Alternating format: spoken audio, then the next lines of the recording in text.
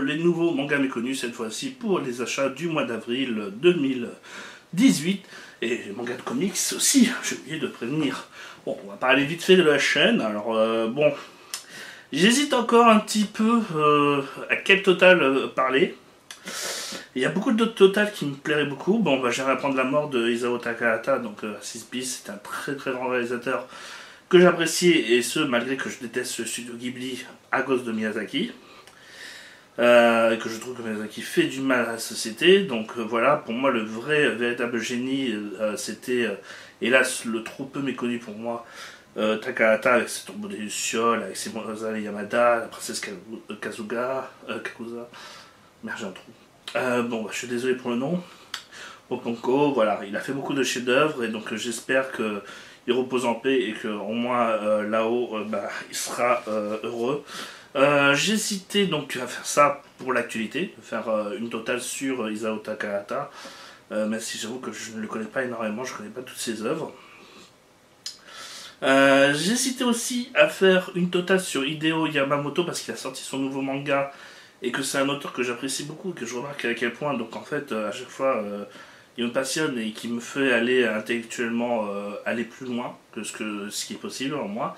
Et c'est quelque chose que j'apprécie énormément chez les auteurs, c'est ceux qui essaient de faire grandir ses lecteurs ou ses spectateurs, ou c'est en tout cas voilà, c'est le genre d'œuvre qui me font véritablement plaisir. C'est pour ça que pour moi la trilogie de Matrix c'est sûrement la meilleure trilogie au monde pour moi, parce que bon bah voilà, la trilogie d'Indiana Jones, la trilogie Star Wars, tout ça c'est du bon divertissement peut-être, certes, mais ça ne te fait pas grandir, alors que tu essayes de tout comprendre de la trilogie Matrix, et ce malgré la qualité ultra sec, enfin de ceux qui pensent que le 2 et le 3 sont mauvais. Bah voilà, moi je considère que les 3 sont excellents, c'est juste qu'ils n'ont pas les mêmes thématiques, et surtout le 2 et le 3 se dépendent de l'un de l'autre, il faut les voir à la suite, il ne faut pas les voir indépendamment. Pour moi ça fait un seul et même film, c'est juste qu'ils ont été séparés en deux.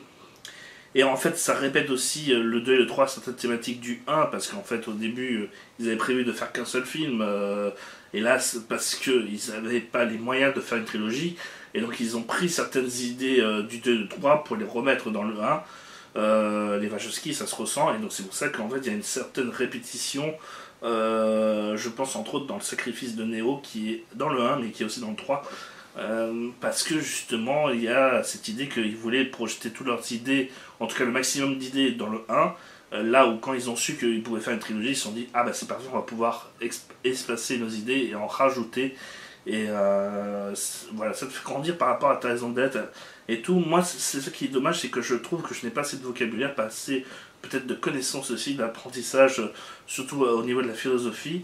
Et Hideo Yamamoto, Matrix, des frères, enfin des sœurs maintenant, te font relativiser par rapport à ta vie au monde, par rapport à Truman Show aussi entre autres, et qui font que voilà, tu grandis, tu t'améliores en te demandant si tes moralités, si tes idées sont véritablement les bonnes. Est-ce que rester enfermé, ancré dans une certaine réalité n'est finalement que question de paraître et due à ton environnement et ton apprentissage. Voilà, bah non, justement, est-ce qu'il est toujours bon de rester ouvert extérieurement à certaines idées? Moi je dis oui. Voilà, d'autres diront non, il faut rester enfermé, il faut croire qu'une seule idée. Moi je le vois énormément dans la vie de tous les jours, on me dit tiens il faut faire ça, ça, ça, ça, ça dans ta vie, et rien d'autre. Bah voilà. Alors qu'il y a des façons de vivre et des façons d'être qui sont différentes. Et donc Hideo Yamamoto, ça m'aurait permis de vous parler de ça, entre autres, de tout ce paraître, surtout dans ses œuvres comme Homunculus que je vous avais déjà parlé, mais aussi dans Ichi the Killer, ou justement sa nouvelle œuvre que je vais vous parler, Ikariman, que j'ai lu. Même si vous allez voir que je vais être peut-être un petit peu critique, mais c'est pour ce bien de la série en même temps, puisque voilà, il faut être aussi objectif. C'est bien, c'est pas parce qu'on aime un auteur qu'il faut cacher ses défauts. Je vais aussi, donc j'ai hésité, toujours la Total Solution, j'ai envie de la faire, c'est un réalisateur favori avec Jonito, donc j'ai envie de faire cette totale où je connais toute sa vie, où j'ai téléchargé beaucoup d'interviews, à peu près 3 heures d'interviews de lui. Donc là aussi, donc, moi, là, c'est celle qui est la plus proche d'être fait, même si elle n'est pas écrite. Alors moi, déjà, sa documentation.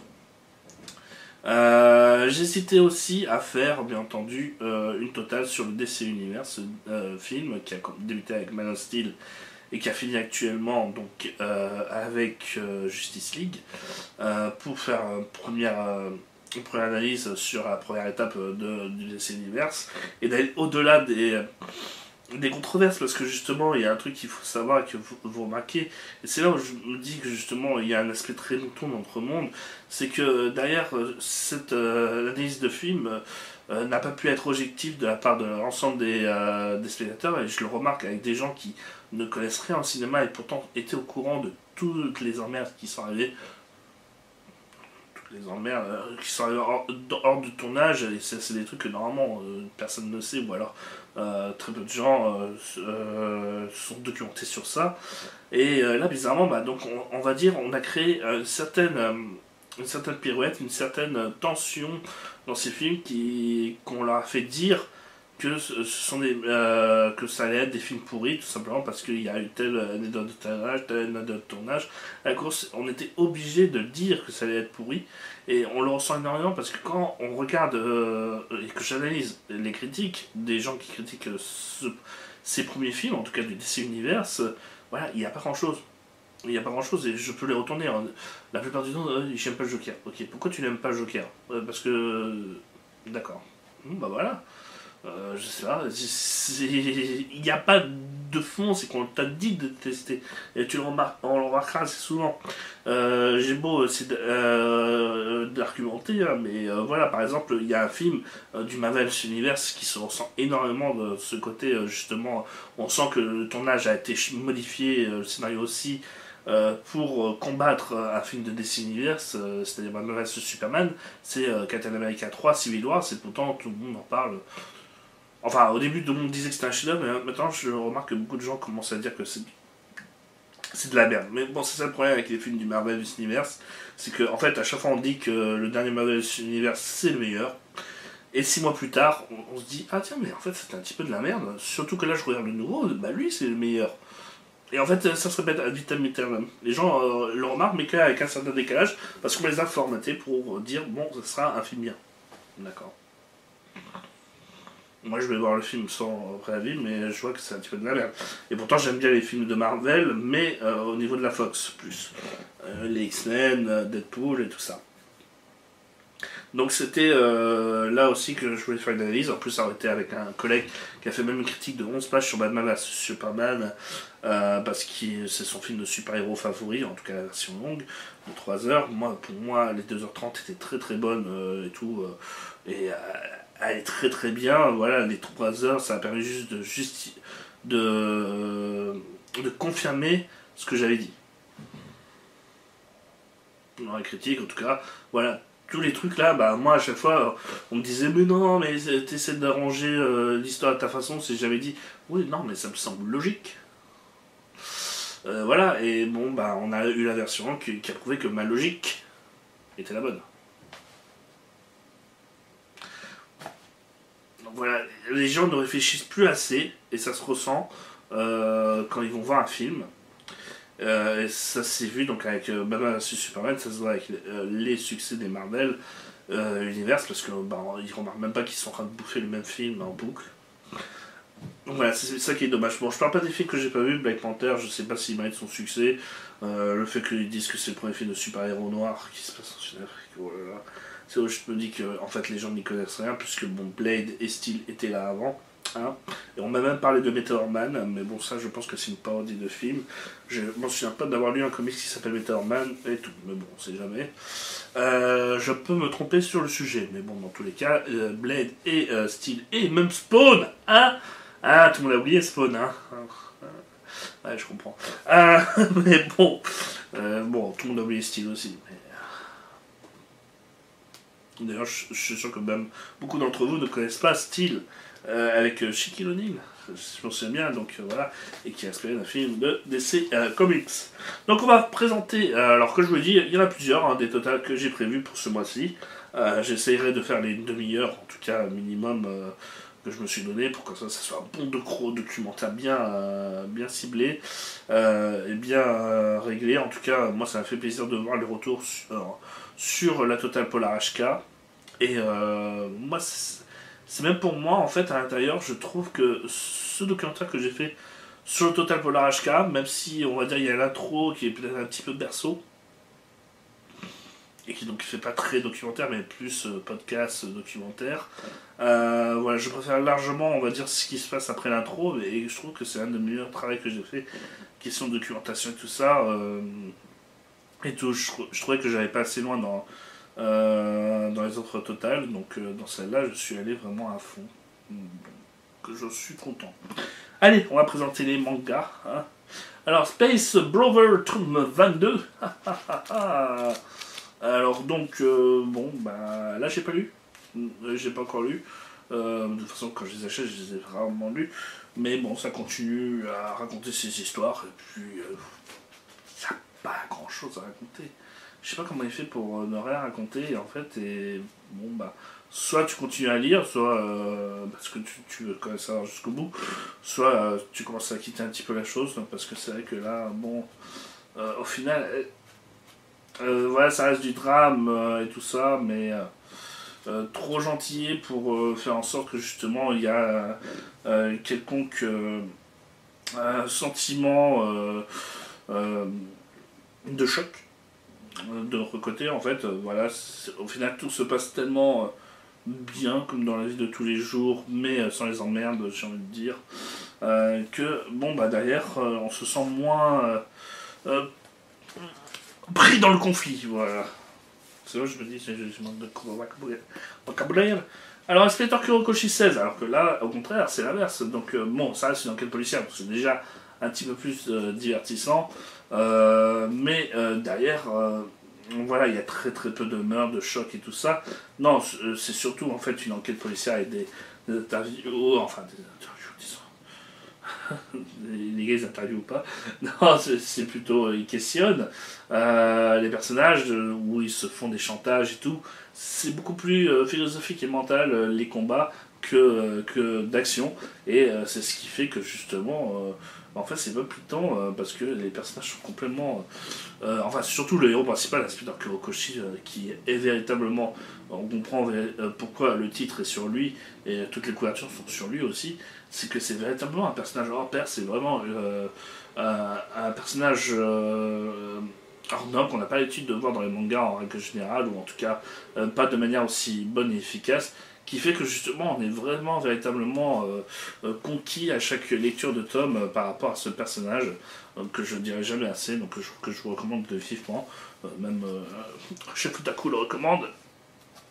Oh, j'ai pas eu le temps de lire le tome 2 que je vous avais présenté. On m'a offert le tome 3 de l'École Emportée de Kazuo Umezu, donc qui fait qui fait des petites émissions au Japon en tant que caméo, qui était le maître de l'horreur dans les années 70 avant d'être attrapé par Junji Ito, et qui fait d'autres excellents mangas chez d'autres éditeurs que je vous recommande vivement, hein. C'est un classique, c'est comme Osamu Tezuka derrière, ou Gonagai, hein, le gars, voilà, il est connu pour avoir créé beaucoup de chefs-d'œuvre, et L'École Emportée est sûrement le plus connu de ces chefs-d'œuvre. J'ai pu voir des extraits des films live, parce que de L'École Emportée, il y a eu des films live, dont un des années 80, et j'hésite véritablement à en faire un Kazana, parce que j'étais mort de rire de tout le long du film. Il m'a fait beaucoup rire. Il y a beaucoup de films japonais que je vois en ce moment qui sont très pourris et qui me font beaucoup rire. Je vous recommande Idol is Dead, qui est vraiment véritablement pourri. Et le pire, c'est que c'est un film de zombies, enfin de zombies. Il n'y en a qu'un seul, et je sais pas si c'est vraiment un zombie ou autre, qui est censé faire la promotion d'un groupe d'idoles pop et tout. Et c'est affreusement horrible, ridicule et tout, ça dure 1 heure, donc c'est pas très long comme film, je vous recommande vivement, et c'est con. Ah, mais c'est des conneries, mais abyssales. Donc ça se laisse regarder, je suis à voir comme ça. Donc j'ai voulu me laisser tenter depuis le temps, parce que en fait je sais plus pourquoi, je crois que c'est Chef Otaku qui a dit que Young Blackjack valait du blackjack. J'ai fait donc, ah bon, bah, je vais laisser sa chance.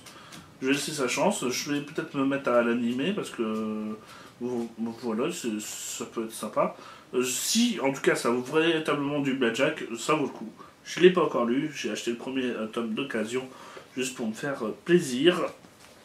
Voilà. La date des titans, top 24. Alors attention, j'ai mis la couverture, l'autre couverture, collector, donc vous aurez peut-être pas cette couverture là quand vous allez vous l'acheter. Mais l'autre, il y a des badges offerts dans l'édition collector, donc si ça vous intéresse, sachez que c'est 4 € de plus pour avoir une jaquette réversible et 6 badges ou 8 badges, je ne me souviens plus. Voilà, ils sont là. Donc 6 badges. Voilà, avec des sonorités, une jaquette réversible, voilà. Bon, alors est-ce que ça vaut les 4 € ça, bon bah c'est selon que vous êtes fan ou pas de la tête des titans. On est véritablement dans une nouvelle ère dans la tête des titans. Je pense que maintenant les titans, on devrait même changer de titre, de plus appeler ça la tête des titans. Hein, parce que bon bah les titans vont commencer à devenir secondaires, en tout cas c'est juste les pouvoirs de titans qui sont mis en avant, donc c'est véritablement différent. Après voilà, ça reste toujours bon, mais si vous étiez venu juste pour voir des combats entre titans et tout ça, là je pense que ça va peut-être vous changer et vous donner envie d'aller voir ailleurs. Ensuite, One Punch Man, tome 10, j'ai eu pas mal de petits fous rires pendant le tome, donc je pense que ça a bien marché. Voilà, j'ai un peu fini. J'ai pas fini de le lire, hein. Ah, je pensais, bon. Mais en tout cas, voilà, moi je suis beaucoup marré. Il y a des situations cocasses et assez différentes d'habitude qui font que ça change de l'ordinaire un petit peu. Et en fait, avec ce sujet aussi bateau qu'un gars qui peut arriver à battre tout le monde, avec un seul coup de poing, on peut remarquer qu'en fait, on peut créer beaucoup d'histoires. Et c'est là où peut-être One est considéré comme un bon auteur parce que justement, il arrive à aller plus loin que son simple sujet de base, tout en n'allant pas dans la surenchère nécessairement.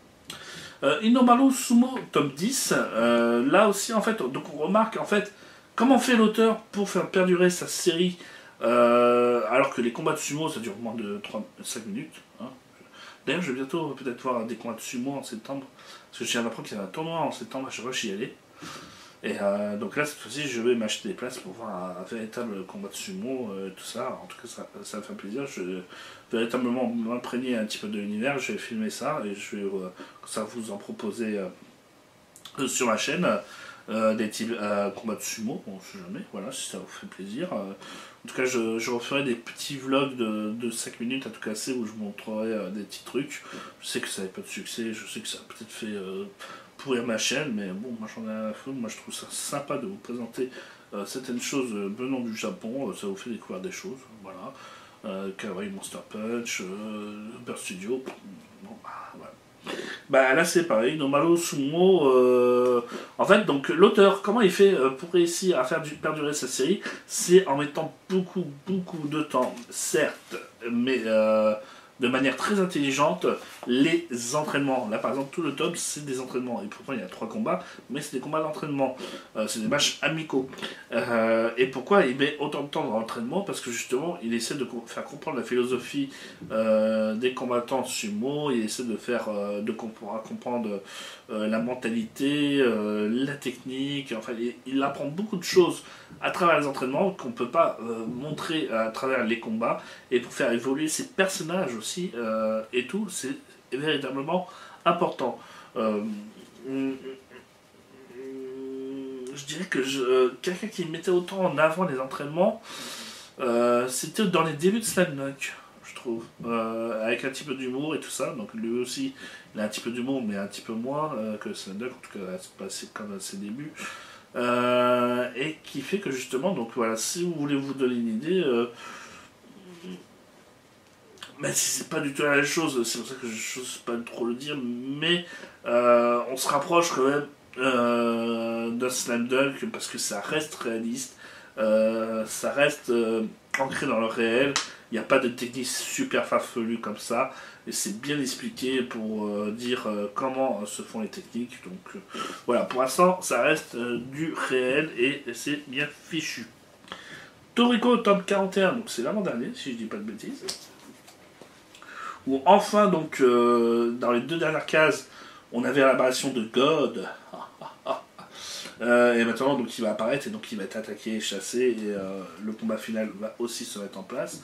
Donc on est véritablement dans les 2 derniers tomes du manga, où là ça va être de la baston non-stop, surréaliste et complètement loufoque, comme nous l'a toujours fait le manga, mais pour nous offrir une véritable claque finale. Donc je pense que c'était une œuvre qui aurait gagné à être née dans les années 80-90, parce que ça aurait été un véritable chef-d'œuvre. Bon, bah là actuellement, c'est resté un bon manga quand même pour 42 tomes. Ça a duré quand même pas mal de temps, donc c'est pas négligeable. C'est super bien fichu tout le long. C'est juste que la seconde partie semble un petit peu plus précipitée et tout, mais en fait ça reste largement lisible quand tu regardes en tome et tout, donc c'est complètement loufoque et digne des années 80-90. C'est juste que les jeunes ont évolué, ils ne veulent plus voir ça, donc voilà, ça plaira surtout aux petits vieux comme moi. Je me sens vieux. My Hero Academia, lui, par contre, volume 13, fait partie des tomes, des mangas qui utilisent plutôt les nouvelles techniques et tout ça, donc en mettant beaucoup en avant justement les héros plutôt que les ennemis. Il y a moins de combats et tout ça, mais beaucoup plus d'entraînement. Et une rivalité entre les 2 héros principaux. Justement pour mettre en avant justement cette dualité. En gros, ça rappelle un petit peu Naruto. Hein. Voilà, c'est ça qu'ils essaient de copier maintenant de nos jours. Et j'ai un ok, et c'est magnifique. Mais voilà, je trouve que en fait, le fait que ça soit véritablement bien dessiné, bien mis en scène, est très dessin animé. Surtout que ça s'inspire énormément aussi des comics américains, mais en lui donnant une logique de loi sociétable, en disant bon bah voilà, il y a des héros, donc ils doivent faire leur boulot, tout ça. Comme My One Punch Man, et bah, c'est pour rajouter ce petit côté réel, avec des questionnements philosophiques, même si la série ne va pas très très loin dans ce questionnement. Voilà. Non, je vous en parlais au début de la vidéo, c'est Hideo Yamamoto qui fait son grand retour avec Ikariman. Alors, Ikariman, bon bah, en gros, vous enlevez les extraterrestres, vous parlez d'électricité statique, et c'est l'astéro. Voilà, je l'avais dit que j'allais être méchant. Mais c'est vrai qu'en fait, ça ressemble énormément à l'astéro, que ce soit même dans la manière de dessiner, où en fait ce sont des dessins de dehors refaits sur ordinateur, et ça se ressemble, même les personnages ont l'air bizarrement refaits sur ordinateur, où en fait t'as l'impression que d'une sorte de faux 3D. Comment expliquer ça? En fait, t'as l'impression qu'ils ont reproduit, si vous êtes dessinateur, il y a des bodycon ou bodychan qui sont des personnages, des sortes de marionnettes en bois, en figurines, à acheter pour être déplacés. Ben, on a l'impression que ces personnages ont été servis en 3D et qu'on a juste mis des cheveux et tout ça, parce que en gros des proportions de cou et de cheveux n'ont pas l'air très très très bien, et c'est bien dommage parce que bon bah il savait dessiner hein, l'auteur, donc je sais pas pourquoi il s'est mis à faire de la 3D, ou c'est peut-être parce que justement c'est qui fait de tenter cette nouvelle technique. Voilà, moi je préférais largement ce qu'il faisait dans le mode Coolous, mais c'est largement regardable puisque ça ressemble à l'astéro. Vous verrez, question des ça ressemble à l'astéro, ça ressemble du Gantz, parce que ils étaient sûrement les mêmes techniques sur ordinateur. Et c'est pareil au niveau du scénario, l'astéro. Voilà, c'est. Sauf que bon, bah, l'astéro avait une certaine originalité, puisqu'il utilisait un vieux monsieur, un vieux père de famille qui était mal aimé dans sa famille et qui était ignoré poliment et tout ça, et ben il va se retrouver avec ses vieilles valeurs à devenir le héros et à combattre des jeunes. Donc, mais là, par contre, c'est l'otaku qui est fan de jeux vidéo et d'ordinateur, qui, hélas, se fait maltraiter par des jeunes et donc va vouloir se venger. Après, ça reste que le tome 1. L'Astéro, j'ai attendu 6 ou 7 tomes parce qu'il y avait une certaine originalité, certes, mais derrière, c'est très vite devenu quelque chose de très cliché. Surtout que ça faisait durer le combat et tout ça, c'est un petit peu comme Platinum End, c'était ridicule. Surtout que ça essaie d'être plus intelligent que ça ne paraît. Alors que Hideo Yamamoto, je le connais, et je sais qu'en règle générale, il ne fait pas des trucs aussi simplistes. Donc je suis étonné pour l'instant de ce top 1 qui reste simple, mais est-ce que c'est pas juste pour nous mettre en erreur pour ce qui va se passer par la suite? Sachant que derrière, il nous a bien piégé au beau milieu du bouquin. J'en dirai pas plus, mais voilà. Donc le rapport au réel et l'irréel pourront peut-être permettre à cette œuvre d'être très originale. On va voir ça dans les tomes qui suivent. Donc moi je vous recommande quand même parce que c'est Hideo Yamamoto, sachant que beaucoup de gens ont aimé l'Astéro, donc vous aimerez aussi Ikariman, sachant que pour l'instant c'est pas trop bizarre comme les autres œuvres de Yamamoto. Après est-ce que ça va le dire, ça je sais pas. Mais pour l'instant, ce premier tome est en tout cas bon, beaucoup plus grand public, même s'il y a quand même un petit passage à tabac avec des gars qui prennent en photo des zizi d'autres. Mais bon, on va pas les zizi, donc ça va. Bon, on est dans du grand classique. Alors, on a Justice League Rebirth, tome 10. Batman Rebirth tome 10, Suicide Squad Rebirth tome 9, et une histoire complète des Green Lantern tome 6 dans Justice League récit complet, voilà, tome 6. Donc, bon, alors autant dire tout de suite, pour aller très vite avec tous ces magazines, on est dans du renflinage un petit peu, même si, ah oui, non, si, quand même. À noter. Alors si, pour l'instant, l'ensemble des séries comics continue d'en lancer, faut dire à quel point c'est dans un certain confinage. Alors, confinage n'existe pas ce mot, bien entendu, mais c'est pour vous expliquer qu'on est dans une certaine routine, qu'on est depuis au moins 4-5 tomes, c'est que ça prépare certains événements, donc on essaie d'éviter de créer de grosses histoires. Pour vous dire la vérité, même Batman, on essaye maintenant... enfin, l'auteur veut s'attarder sur la relation entre Batman et Catwoman, Bruce Wayne et Selina Kyle. Ok, pourquoi pas. Et donc il va faire même un rendez-vous arrangé entre Lois Lane et Clark Kent et Bruce Wayne et Selina Kyle, donc c'est vous dire. Alors ça peut être très intéressant, mais voilà, c'est peut-être pas ce qu'on attend de la part d'un comics. Mais dans le sens, ça va être changé. Non, le seul véritable intérêt dans tous ces comics et dans ces numéros-là, c'est qu'on commence enfin le grand questionnement sur Superman Reborn, qui est donc le petit event de Superman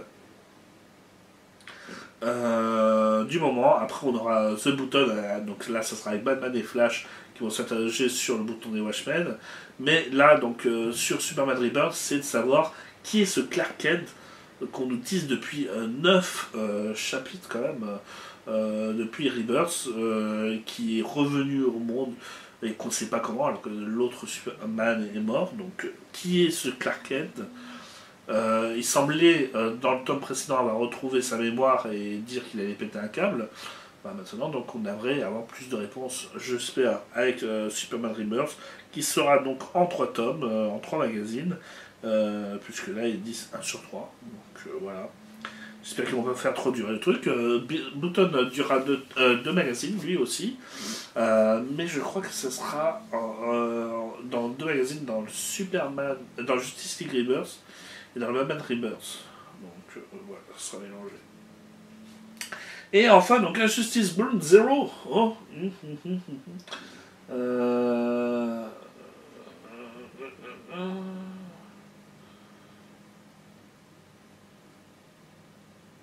Ok, bon. Alors je vois pas l'intérêt en fait de cette histoire. pour l'instant. Je sais pas si ça se passe entre Injustice 1 et Injustice 2. Je sais juste que ça va s'intéresser à Harley Quinn pendant cette période-là. Pendant toute la période d'Injustice. Et ça va peut-être faire la transition avec Injustice 2, mais je vois pas comment. En tout cas, voilà, c'est ce qui a été proposé aux fans d'Injustice, le temps de préparer le comics Injustice 2. Donc je ne saurais pas que ça vaut. Moi qui étais fan d'Injustice, voilà, j'espère que c'est juste du même niveau. Je vois que c'est les mêmes auteurs des 3 derniers arcs, donc bon, ça peut être sympa. À voir, tout simplement. Par curiosité, de toute façon, en 2 tomes. C'est complété. Et 2 tomes de 15€. Donc c'est véritablement pas cher, ça vaut le coup d'essayer en tout cas. Moi je vous le recommande quand même vivement, que ça vous aurez toute la série Injustice. En général, vous aurez rien qui manque. Bon bah voilà, ça fait quand même déjà pas mal de comics, pas mal d'achats qui ont été révélés auprès de vous. Bah n'hésitez pas à donner votre avis sur la totale qui vous ferait plaisir. Même s'il y en a un que j'ai pas cité, j'ai cité aussi une totale Cowboy Bebop ou Shinichiro Watanabe, parce que je recommençais à remater la série animée, et j'ai pu constater que c'était les 25 ans cette année de Cowboy Bebop, donc ça serait intéressant de faire peut-être une totale Cowboy Bebop ou une totale Watanabe dans l'année qui suit, donc pourquoi pas. En tout cas, voilà, comme vous pouvez constater, j'ai pas mal de totales qui sont prévus. Je verrais bien juste Cowboy Bebop déjà parce qu'il y a tellement de choses à dire sur cette série. Et dans un sens aussi, en plus, ça ferait tellement sens après la totale polar hongkongaise parce que c'est bien simple, ça s'inspire des polars de Hong Kong, Cowboy Bebop. C'est même dans un monde futuriste, mais c'est le même style, on dirait du John Woo, du Jonito. Un petit peu du Takeshi Kitano aussi, mais bon, Takeshi Kitano, Jonito s'en inspire, donc voilà, on se retrouve en fait avec véritablement les mêmes thèmes. Donc ça en fait beaucoup à présenter, je sais qui c'est qui serait peut-être les mois demandés, mais donc voilà, comme vous pouvez constater, donc j'ai l'idée de faire sous notion, Cowboy Bebop, Jonito, le DC Universe Movie, peut-être Takahata, mais j'avoue que je ne connaissais pas beaucoup, donc j'ai peur de dire des bêtises, en tout cas, dans sa filmo. Voilà, donc n'hésitez pas, vous, à donner votre avis. Une totale qui vous plairait. Bon, j'avais prévu celle de Schwarzy aussi, j'avais prévu celle de Doctor Who, celle de DC Universe Comics. Donc voilà, j'en ai beaucoup de prévus. Donc voilà, se trouve dans ceux que vous allez me dire, je vais me dire tiens, j'ai véritablement envie de faire celui-là en premier. Hideo Yamamoto aussi, j'avais dit. Voilà, donc n'hésitez pas. N'hésitez pas, hein, moi, comme vous le constatez, j'ai plein d'idées. Mais par contre, donc maintenant, je veux pas prendre mon temps pour les faire, mais juste en faire un par mois, tout ça, parce que bon, de toute façon, il ne sera pas milliard de millions de vues, même de milliers. Donc voilà, il y aura à peine 200 vues. Pour un travail qui quand même a demandé beaucoup d'efforts. Donc bon, bah, maintenant je veux juste choisir ce que je veux faire et tout, donc n'hésitez pas à me donner des petites idées. Voilà. N'hésitez pas, peut-être pas à partager cette vidéo là, mais à partager les autres vidéos que vous trouvez travaillées sur ma chaîne, qui vous plairont plus. Moi je vous dis à une prochaine et à ciao.